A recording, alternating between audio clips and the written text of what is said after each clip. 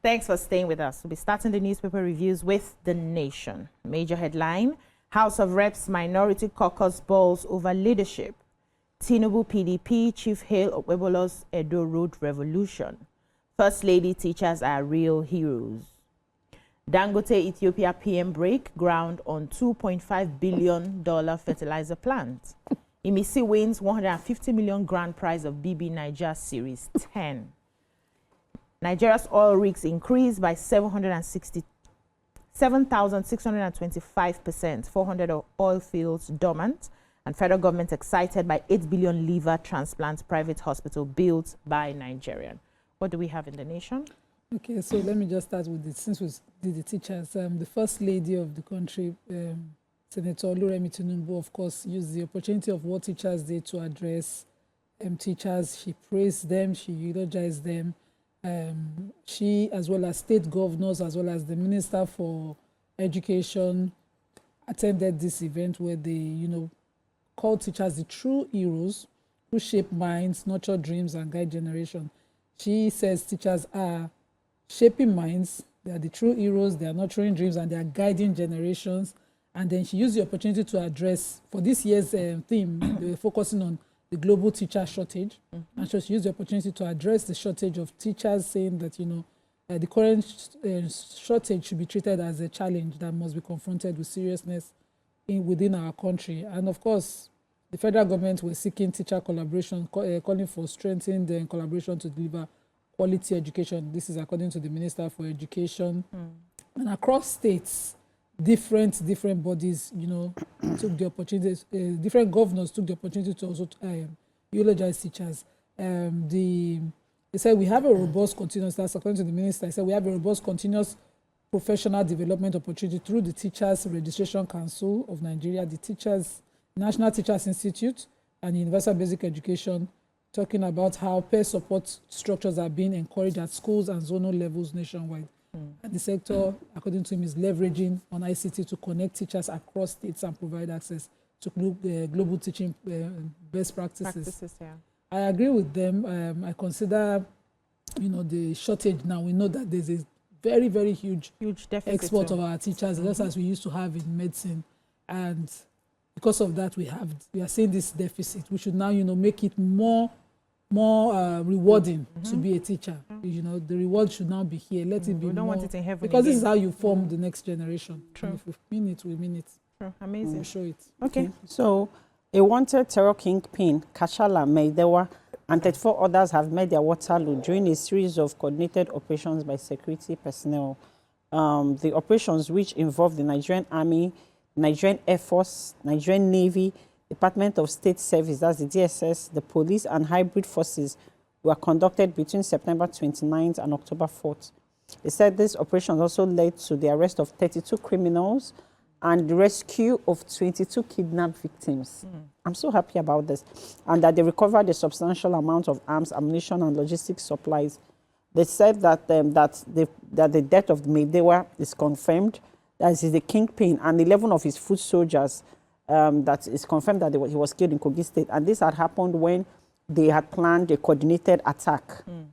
Yes, and then these people fought back and overpowered the extremists, because they've been such a terror around the Kogi East and Kwara States communities access.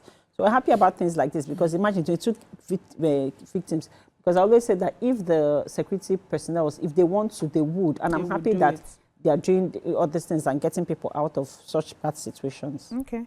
So I have a story here. The Federal Road Safety Corps, FROSC, Kaduna Sector Command has confirmed the death of 4 persons in a crash on the Kaduna-Abuja Highway yesterday evening. The Sector Commander, Commander Iliyasu Tijani, confirmed the incident and said the crash occurred about 4:30 p.m.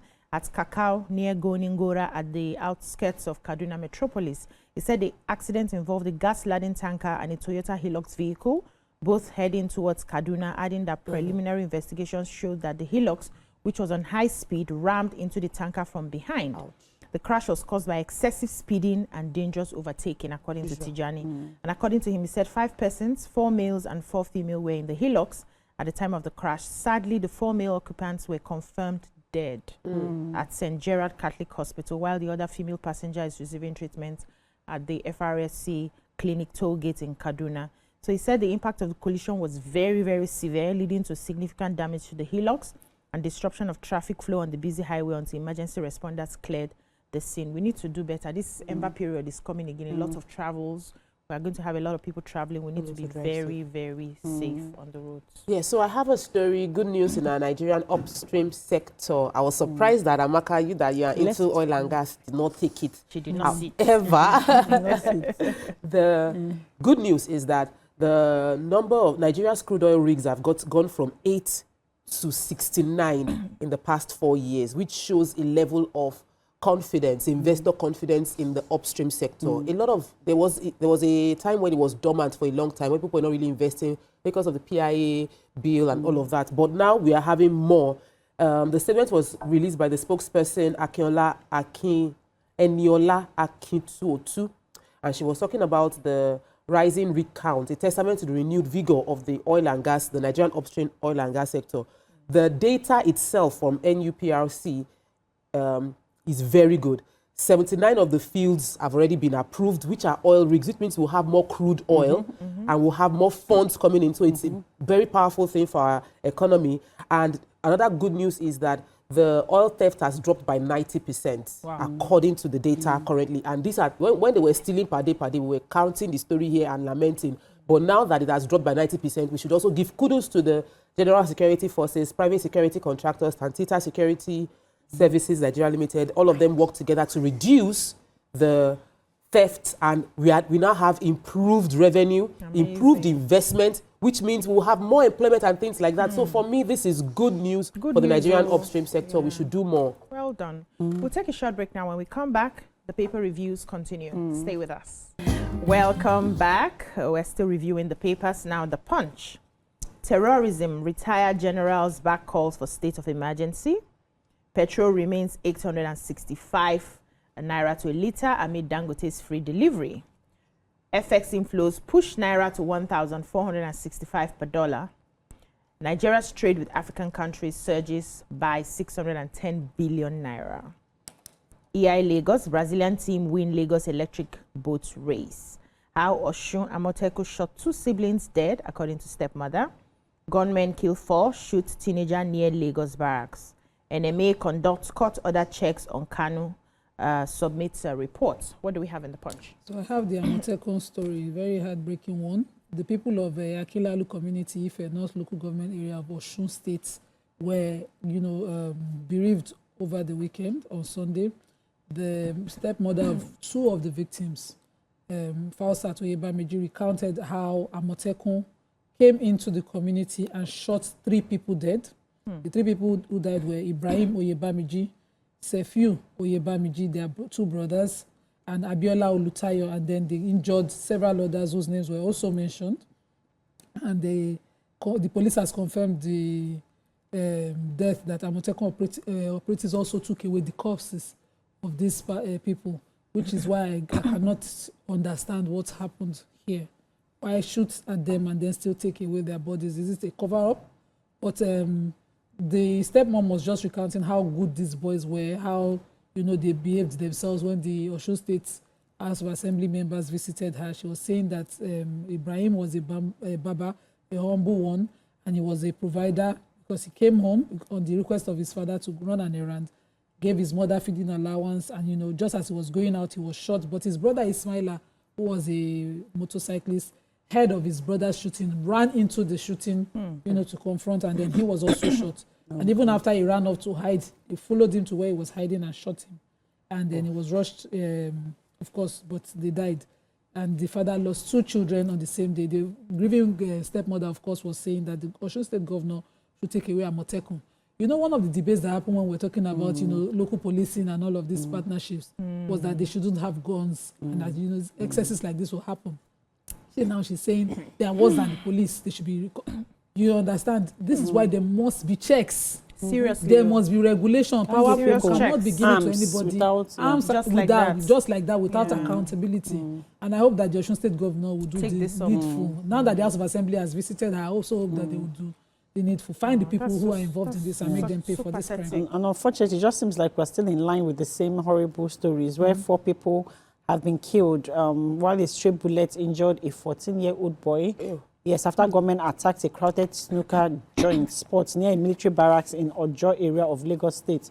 So people, they said that they were just, the sports, people were just having a good time.